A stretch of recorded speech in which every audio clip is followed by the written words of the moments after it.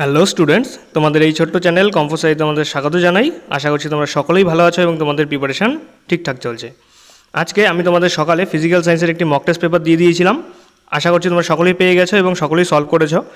20টি প্রশ্ন ছিল সেখানে, ঠিক আছে? ক্যাটাগরি 1 ক্যাটাগরি 2 মিলে 20টি প্রশ্নে তোমরা কিন্তু 20 থেকে 25 মিনিটের বেশি সময় লাগাবে না, ঠিক আছে? 20 মিনিটের মধ্যেই করার চেষ্টা করবে, একটা কোশ্চেন 1 মিনিট। ফিজিক্যাল সায়েন্স যেহেতু একটুখানি তোমাদের সময় দিতেই হবে, আর যতটা তোমরা কম পারবে সেটা সময় কম দেবে হলো লাইফ সায়েন্সে, ঠিক আছে? লাইফ সায়েন্সে যাতে তোমরা 1 মিনিটের মধ্যেই 2-3টে করে কোশ্চেন করতে পারো, এভাবেই তোমাদের প্রিপারেশন করতে হবে। তাহলে আজকে আমরা এই ফিজিক্যাল সায়েন্সের এখন সলিউশন দেখব। তোমরা যারা যারা করে নিয়েছো তোমরা সলিউশন দেখো, আর যারা করোনি আর ভিডিও তোমরা সলিউশন দেখতে এসেছো তাদেরকে এটাই বলবো যে তোমরা টেলিগ্রাম অথবা হোয়াটসঅ্যাপ গ্রুপ থেকে আগে পিডিএফটি ডাউনলোড করো। মাত্র 20টি কোশ্চেন রয়েছে, নিজের আগে সলভ করবে, তারপরেই এসে এই সলিউশন দেখবে, ঠিক আছে? নাহলে কিন্তু তোমার তাতে কোনো লাভ নেই।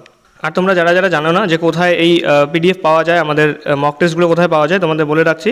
আমাদের টেলিগ্রাম গ্রুপ রয়েছে, আমাদের হোয়াটসঅ্যাপ গ্রুপ রয়েছে, এই দুই গ্রুপে তোমরা পেয়ে যাবে। গ্রুপের লিঙ্ক ডেসক্রিপশনে দেওয়া আছে, তোমরা এখনই যাও সেখান থেকে পিডিএফ ডাউনলোড করো। দেখো এখানে পিডিএফ দেওয়া আছে, পিডিএফ তোমরা ডাউনলোড করো আর সলভ করে তারপরে এই সলিউশন ভিডিও দেখবে, ঠিক আছে? চলো তাহলে আজকে আমরা প্রথম প্রশ্ন দেখে নিই। দেখো 1 নম্বর প্রশ্ন বলেছে যে m(l⁻⁻1 t⁻²2 হলো কোন ভৌত রাশির মাত্রীয় সংকেত? তোমাদের এই মাত্রীয় সংকেত কীভাবে বের করতে হয়, মাত্রা কীভাবে বের করতে হয়, একক কীভাবে বের করতে হয়, এর উপর কিন্তু ডিটেলসে ক্লাস করানো আছে। তোমাদের ফিজিক্যাল সায়েন্সের ফার্স্ট চ্যাপ্টারই ছিল এটা। আশা করছি তোমরা সকলেই আনসার দিয়েছো। সঠিক উত্তর হয়ে যাবে তোমার অপশন নাম্বার ডি, চাপ। কিভাবে? দেখো আমরা জানি যে চাপ, ঠিক আছে, বা প্রেশার ইকুয়ালস টু ফোর্স আপন এরিয়া, ঠিক আছে? ফোর্স কি? ফোর্সের মাত্রা হলো m(l⁻²) আর এরিয়া হলো l², ঠিক আছে? l²। এবারে একটা এল এখানটা স্কোয়ার কেটে দাও, তাহলে দেখো ফাইনাল তোমাদের মাত্রা যেটা বেরিয়ে আসছে সেটা হলো m(l⁻1 t⁻²), ঠিক আছে? আর এটাই আমাদের বলেছে কোন ভৌত রাশির একক, মাত্রা, সেটা হলো চাপ। Right answer. চলো নেক্সট 2 নম্বর প্রশ্ন বলেছে কোনো বস্তুর সরণ সময় লেখচিত্র হলো, এটা দেওয়া আছে সরণ সময় লেখচিত্র, ওই বস্তুর বেগ সময় লেখচিত্র কী হবে? দেখো আমরা জানি যে v = s/t, সরণ বাই সময়। এবারে এখানে দেখো এটা কি হচ্ছে, বাড়ছে, ধীরে ধীরে বাড়ছে। এবারে দেখো এখানে যখন সময় শূন্য তখন সরণও শূন্য, তাহলে v লেখো, v এখানে এভাবে বের করো, দেখো v, তারপর এখানে s, এখানে t, ঠিক আছে? এভাবে বের করো। যখন সময় শূন্য তখন সরণ শূন্য, তখন আমাদের ভেলোসিটিও শূন্য হবে। কিন্তু দেখো যখন সময় 1 তখন আমাদের সরণও কী হবে? 1, ভেলোসিটি দেখো 1 কাটাকাটি গেল 1। এবারে যখন আমাদের সময় 10 তখন আমাদের সরণও 10, তখন আমাদের ভেলোসিটি কিন্তু 1। তাহলে দেখো ভেলোসিটিটা কী হচ্ছে? কনস্ট্যান্ট, তো এটা না বাড়ছে না কমছে।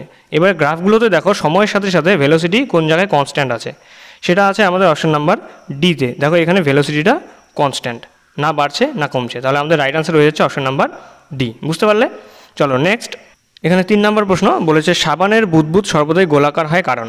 সাবানের বুদবুদ কেন সর্বদাই গোলাকার হয়? আমরা সাবান হাতে মেখে আমরা বুদবুদ ফুলিয়েছি, সেটা কি রং, কি আকৃতির হয়? সেটা হয় গোলাকার। এটার কারণ কি? অপশন আছে প্লবতা, চাপ, সান্দ্রতা নাকি পৃষ্ঠটান। সঠিক উত্তর হয়ে যাচ্ছে আমাদের অপশন নাম্বার সি, পৃষ্ঠটান। এই যে বৃষ্টির জলের ফোঁটা গোলাকার হয়, জলের বিন্দু গোলাকার হয়, এগুলো সবগুলোর কারণ কি? সেটা হলো পৃষ্ঠটান অথবা সারফেস টেনশন। এটা কিন্তু খুব ইম্পর্ট্যান্ট, এটা তোমাদের একটা PYQও ছিল। নেক্সট কোশ্চেন দেখো 4 নম্বর প্রশ্ন বলেছে এক্স একটি মৌল যার পরমাণু ক্রমাঙ্ক হলো 20, ঠিক আছে? এক্স মৌলের পরমাণুর m কক্ষপথে কতগুলো ইলেকট্রন থাকবে? এখানে অপশানগুলো ভুল দেওয়া আছে। আশা করছি তোমরা কোশ্চেনটি পড়ে নিজেরাই আনসার বের করেছো। দেখো আমাদের বের করতে বলেছে m কক্ষপথে কতগুলি ইলেকট্রন আছে। এখানে আমাদের পরমাণু ক্রমাঙ্ক দেওয়া আছে 20। এবারে পরমাণু ক্রমাঙ্ক আর ইলেকট্রনের সংখ্যা কী হয়? একই হয়, তাহলে এর মধ্যে ইলেকট্রন কতগুলো আছে? 20টি আছে। এবারে কে সবার প্রথমের কক্ষপথ, KL, m, তারপর হলো n। এবারে আমাদের এই 20কে ভাঙতে হবে, অর্থাৎ ইলেকট্রন বিন্যাস করতে হবে। আমরা জানি যে কে কক্ষপথে সর্বদা 2টি ইলেকট্রন থাকে, ভেতরের কক্ষপথটিতে সবসময় 2টি থাকবে, আর তারপরেরগুলোতে 8টির বেশি থাকতে পারবে না। তারপরে এখানে 8 দাও, তাহলে কত হচ্ছে? 2 8 10। তারপরে m কক্ষপথে কত হয়ে যাবে? 8, আর n কক্ষপথে হয়ে যাবে 2। এখানে দেখো 2 8 10 18 আর 20, এই 20টি আমাদের মিল হয়ে গেল। তাহলে m কক্ষপথে আমাদের কতগুলি ইলেকট্রন আছে? সেটা হলো 8টি। তোমাদের রাইট আনসার হয়ে যাবে 8, ঠিক আছে?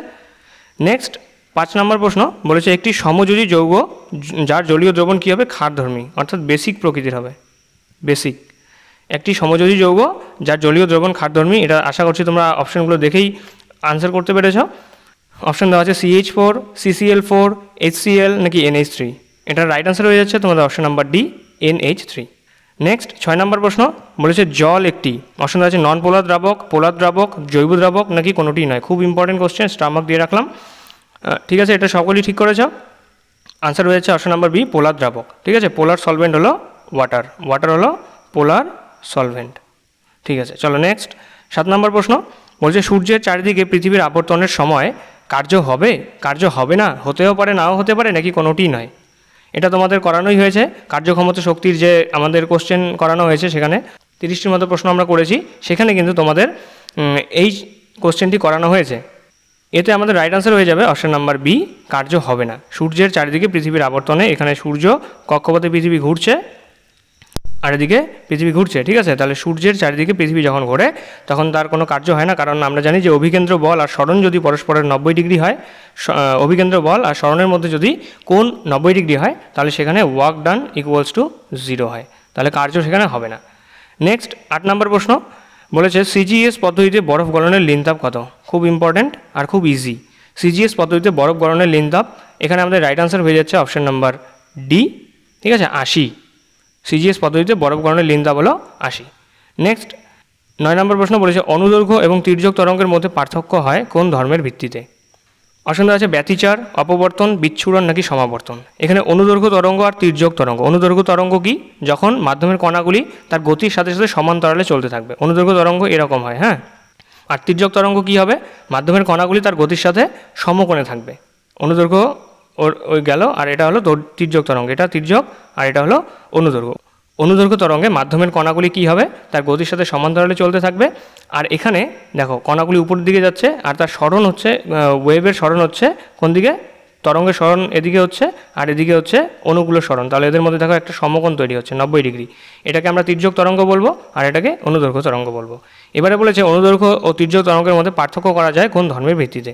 এখানে তোমাদের রাইট আনসার হয়ে যায় অপশন নাম্বার ডি সমবর্তন। ঠিক আছে, সমবর্তনের মাধ্যমে আমরা অনুদৈর্ঘ্য এবং তির্যক তরঙ্গের মধ্যে পার্থক্য করতে পারি। অনুদৈর্ঘ্য তরঙ্গের ক্ষেত্রে সমবর্তন দেখা যায় না, আর তির্যক তরঙ্গের ক্ষেত্রে সমবর্তন দেখা যায়। ঠিক আছে, নেক্সট 10 নম্বর প্রশ্ন বলেছে শব্দ তরঙ্গের তরঙ্গ দৈর্ঘ্য, বেগ এবং কম্পাঙ্কের মধ্যে সম্পর্ক হলো। শব্দ তরঙ্গের তরঙ্গ দৈর্ঘ্য আমরা জানি যে ল্যামডা, বেগ হলো ভি আর কম্পাঙ্ক হলো এন। এই তিনের মধ্যে সম্পর্ক কি। খুব ইজি কোশ্চেন, রাইট আনসার তোমাদের এখানে হয়ে যাচ্ছে option number A V equals to N lambda. Velocity মানে শব্দ তরঙ্গের বেগ সমান সমান তার তরঙ্গ দৈর্ঘ্য এবং কম্পাঙ্কের গুণফল। ঠিক আছে, নেক্সট 11 নম্বর প্রশ্ন বলেছে কোনো অবতল দর্পণের ক্ষেত্রে বস্তু বক্রতা কেন্দ্রে থাকলে গঠিত প্রতিবিম্বের আকার বস্তু সাপেক্ষে কী হবে। বড় ও অবশিষ্য, ছোট ও অবশিষ্য, সমান ও সমশিষ্য নাকি সমান ও অবশিষ্য। এটা আমাদের একটা কি দেওয়া আছে, অবতল দর্পণ।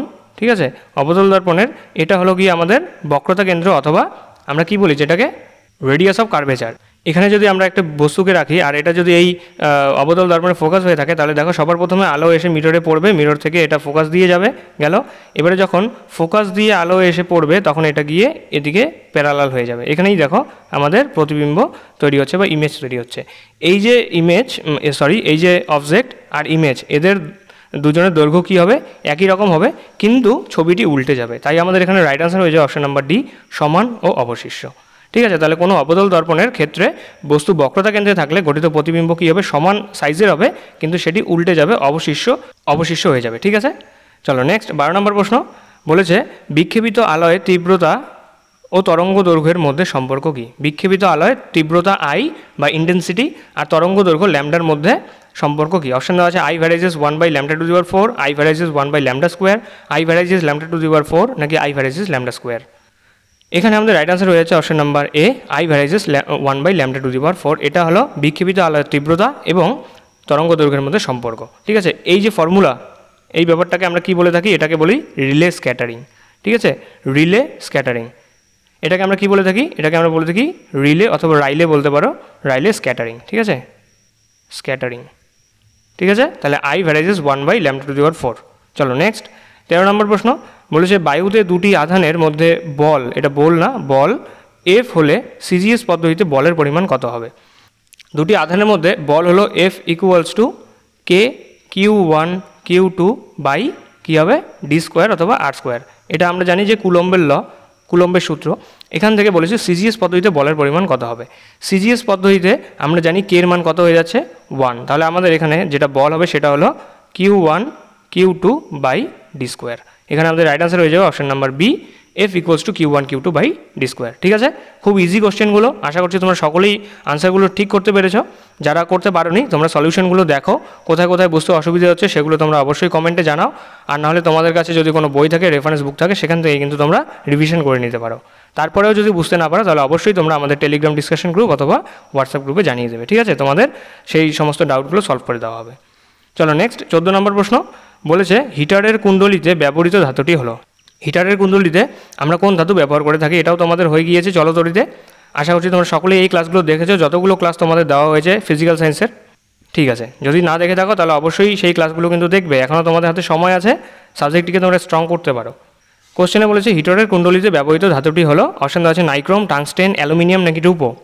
এখানে আমাদের রাইট আনসার হয়েছে অপশন নাম্বার এ, নাইক্রোম। ঠিক আছে, হিটারের কুণ্ডলিতে আমরা নাইক্রোম তার ব্যবহার করে থাকি। নেক্সট 15 নম্বর প্রশ্ন বলেছে বিরল মৃত্তিকা মৌলের সংখ্যা। বিরল মৃত্তিকা মৌলের সংখ্যা, অপশন দেওয়া আছে 12, 13, 24 নাকি 16।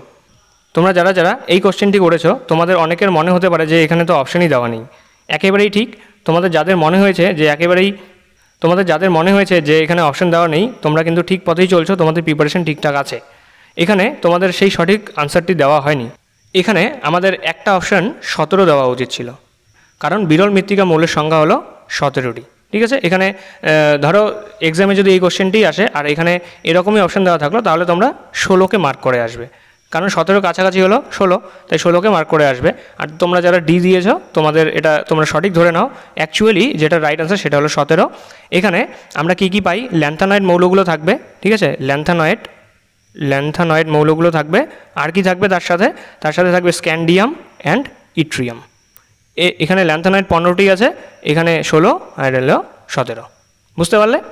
চলো নেক্সট 16 নম্বর প্রশ্ন দেখো, এখান থেকে আমাদের কি শুরু হচ্ছে, এখান থেকে আমাদের ক্যাটাগরি 2 কোশ্চেন শুরু হচ্ছে, ক্যাটাগরি 2, যার একাধিক উত্তর আমাদের হতে পারে প্রশ্নের।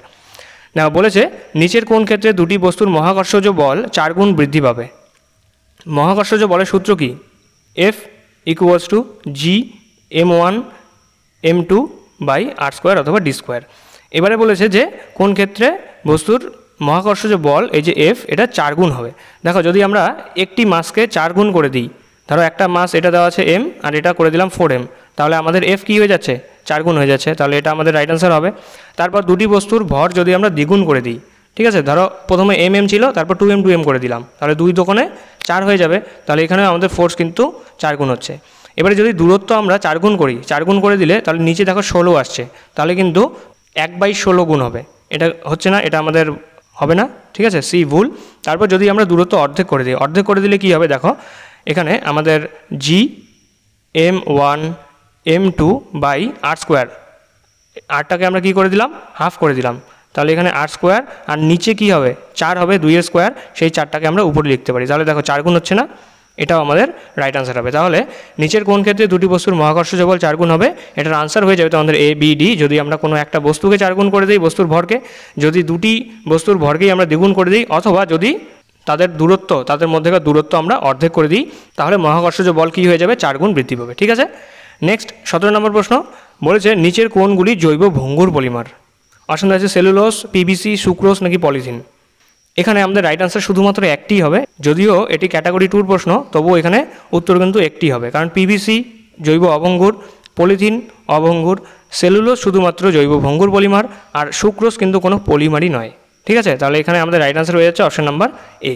নেক্সট 18 নম্বর প্রশ্ন বলেছে নিচের কোনগুলি অ্যামালগাম। অ্যামালগাম এটাও আমাদের হয়েছে ধাতুবিদ্যায়, আমরা করেছি, আশা করছি তোমরা সকলেই দেখেছো ধাতুবিদ্যা। অ্যামালগাম আমরা সেখানে পড়েছি, আমরা জেনেছিলাম যে অ্যামালগামে একটি মৌল সর্বদাই থাকবে, একটি উপাদান সর্বদাই থাকবে, তা ছিল কি Hg বা মার্কারি। এবারে আমরা ওখানে উদাহরণ যা যা পড়েছিলাম তার মধ্যে একটা ছিল NaHg আর একটা হলো AgHg, তাহলে এখানে আমাদের রাইট আনসার হয়ে যাচ্ছে এ এবং বি, এই দুটি অ্যামালগাম। দেখো এখানে CaCl2-র মধ্যে Hg নেই, CuSO4-এর মধ্যেও Hg নেই, আর আমরা জানি অ্যামালগামের মধ্যে কি থাকুক না থাকুক একটা Hg কিন্তু থাকবেই। এখানে দেখো দুই ক্ষেত্রে Hg আছে, তাই আমাদের AB হয়ে যাবে রাইট আনসার। ঠিক আছে, নেক্সট 19 নম্বর প্রশ্ন বলেছে বলের ঘাতের এককগুলি হলো। বলের ঘাতের একক কী বা ইম্পালসের একক কী আমাদের সেটা বলতে হবে। ইম্পালস অপশন আছে newton metre, newton second, newton per second নাকি কেজি মিটার পার সেকেন্ড। এটা হলো কেজি মিটার পার সেকেন্ড। ঠিক আছে, তাহলে এখানে আমাদের রাইট আনসার কী হয়ে যাচ্ছে, তোমরা সকলে দিয়েছো আশা করছি অপশন নাম্বার বি আর ডি, নিউটন সেকেন্ড আর হলো কেজি মিটার পার সেকেন্ড, এটাই হলো গিয়ে বলের ঘাতের একক। ঠিক আছে, নেক্সট এবং আজকে আমাদের এই মক টেস্টের সেটের লাস্ট প্রশ্ন বলেছে অসম্পৃক্ত দ্রবণকে সম্পৃক্ত করতে হলে আমাদের কি করতে হবে। অপশন দেওয়া আছে নির্দিষ্ট উষ্ণতায় দ্রবণে দ্রাব যোগ করতে হবে, দ্রবণের উষ্ণতা বৃদ্ধি করতে হবে, দ্রবণকে শীতল করতে হবে, নাকি সবকটি। অসম্পৃক্ত দ্রবণ মানে সেটি সম্পৃক্ত নয়, সেখানে আমরা আরও দ্রাব যোগ করতে পারবো, তাহলেই সম্পৃক্ত হবে, কারণ সম্পৃক্ত দ্রবণে আর এক্সট্রা করে দ্রাব যোগ করা যায় না। তাহলে বলেছে যে অপশন নাম্বার এতে নির্দিষ্ট উষ্ণতায় দ্রবণে দ্রাব যোগ করতে হবে, একদম ঠিক। যদি আমরা দ্রাব যোগ করি তাহলে কী হবে, অসম্পৃক্ত থেকে সেই দ্রবণটি সম্পৃক্ত পরিণত হবে। তারপর দ্রবণের উষ্ণতা বৃদ্ধি করতে হবে, একেবারেই ভুল, উষ্ণতা বৃদ্ধি করলে কিন্তু হবে না, তাহলে সেটি আরও অসম্পৃক্ত হয়ে পড়বে, সেখানে আমরা বেশি পরিমাণে আরও দ্রাব যোগ করতে পারবো। আমরা যদি সম্পৃক্ত দ্রবণকে অসম্পৃক্ত দ্রবণে পরিণত করতে চাই তাহলেই আমরা উষ্ণতা বৃদ্ধি করে থাকি। এবারে অপশন নাম্বার সি দেখো, বলেছে দ্রবণকে শীতল করতে হবে, একদম ঠিক। অসম্পৃক্ত দ্রবণকে যদি আমরা সম্পৃক্ত করতে চাই তাহলে আমাদের শীতল করতে হবে দ্রবণকে, আর যদি আমরা সম্পৃক্ত দ্রবণকে অসম্পৃক্ত করতে চাই তাহলে আমাদের দ্রবণের উষ্ণতাকে বৃদ্ধি করতে হবে। এছাড়াও আরও একটি উপায় রয়েছে, সেটি হলো আমরা যদি দ্রাবকের পরিমাণ কমিয়ে দিই তাহলেও কিন্তু সেই দ্রবণটি সম্পৃক্ত হয়ে যাবে। ঠিক আছে, যদিও সেটা এখানে অপশান দেওয়া ছিল না, তাহলে আমাদের এখানে সবকটি আনসার হচ্ছে না, আর এখানে বি নাম্বার দ্রবণের উষ্ণতা বৃদ্ধি করতে হবে, এটাও আমাদের আনসার হচ্ছে না। ঠিক আছে, তাহলে আজকে আমাদের এই 20টি প্রশ্নই ছিল আমাদের মক টেস্টের। আশা করছি তোমাদের সকলের সবগুলি ঠিক হয়েছে। যাদের যাদের সবগুলি ঠিক হয়েছে তোমরা অবশ্যই কমেন্টে জানাও, আর যাদের কিছু ভুল হয়েছে তোমরাও অবশ্যই কমেন্টে জানাও যে তোমার কতগুলো ভুল হয়েছে, কতগুলো ঠিক হয়েছে। অবশ্যই তোমরা নেগেটিভ মার্কে কিন্তু ইনক্লুড করবে। ঠিক আছে, নেগেটিভ মার্কে ইনক্লুড করবে, নেগেটিভ মার্কে ইনক্লুড করে নেবে। ইনক্লুড করেই তোমরা মার্কস জানাবে কমেন্টে যে তোমাদের কত আসছে। ঠিক আছে, তাহলে আজকে আমাদের এই সলিউশন ভিডিও এই পর্যন্তই। আশা করছি তোমাদের মক টেস্টগুলো ভালো লাগছে, তোমরা এগুলো কোশ্চেনগুলো সলভ করে মজা পাচ্ছ। তোমরা এই ধরনের আরও মক টেস্ট পাওয়ার জন্য তোমরা আমাদের টেলিগ্রাম চ্যানেল, হোয়াটসঅ্যাপ গ্রুপে জয়েন করো। ঠিক আছে, আমাদের এই চ্যানেলটিকে সাবস্ক্রাইব করে দাও, যাতে তোমরা মক টেস্ট দেওয়ার পরপরই সলিউশনগুলো দেখতে পারো। এছাড়াও তোমাদের ফিজিক্যাল সায়েন্সের কোশ্চেন আসবে, লাইফ সায়েন্সের মিক্সড কোশ্চেন আসবে, সবগুলো চ্যাপ্টার মিলিয়ে বিভিন্ন ধরনের প্রশ্ন তোমাদের জন্য আনা হবে, ইম্পর্টেন্ট কোশ্চেন। আর কিছুদিন মাত্র রয়েছে, এই কদিন তোমাদের শুধুমাত্র কোশ্চেন প্র্যাকটিস করতে হবে, যার জন্য তোমাদের আমরা আরও বেশি বেশি করে কোশ্চেন প্র্যাকটিস করাবো, যাতে এক্সাম হলে গিয়ে সমস্ত প্রশ্ন তোমাদের চেনা চেনা মনে হয়। ঠিক আছে, তাই তোমরা অবশ্যই চ্যানেলটিকে সাবস্ক্রাইব করবে। ঠিক আছে, সাবস্ক্রাইব করে বেল আইকন ট্যাপ করে নোটিফিকেশন অল করে রাখবে, কারণ যখন যে ক্লাস আসবে তখনই তোমাদের সেই ক্লাস সাথে সাথে দেখতে হবে। যদি তোমরা ক্লাস রেখে দাও তাহলে কিন্তু সেটা ব্যাকলগে পরিণত হবে, আর এক্সামের দিন পর্যন্ত তোমরা সেই ব্যাকলগ ক্লিয়ার করতে পারবে না। তাই যখনই নোটিফিকেশন আসবে তখনই তোমরা সাথে সাথে ক্লাস দেখে নেবে। ঠিক আছে, তাহলে থ্যাংক ইউ যে তোমরা যারা যারা এখনও পর্যন্ত ক্লাসটি দেখছো। আশা করছি তোমাদের এই সলিউশন ভিডিওটি ভালো লেগেছে। যদি তোমাদের কোথাও বুঝতে অসুবিধা হয় আমি আবার বলবো, তোমরা অবশ্যই কমেন্টে অথবা আমাদের Telegram discussion group, WhatsApp group রয়েছে, সেখানে তোমরা জানাও। চ্যানেলটিকে সাবস্ক্রাইব করো, আর তোমাদের বন্ধুবান্ধবের মধ্যে শেয়ার করে দিও। আর কমেন্টে কিন্তু তোমার মার্কস জানাতে একেবারেই ভুলো না। দেখা হচ্ছে তোমাদের সাথে নেক্সট লাইফ সায়েন্সের মক টেস্টের সলিউশন নিয়ে। ততদিনের জন্য বাই, পড়তে থাকো, ভালো থাকো, সুস্থ থাকো।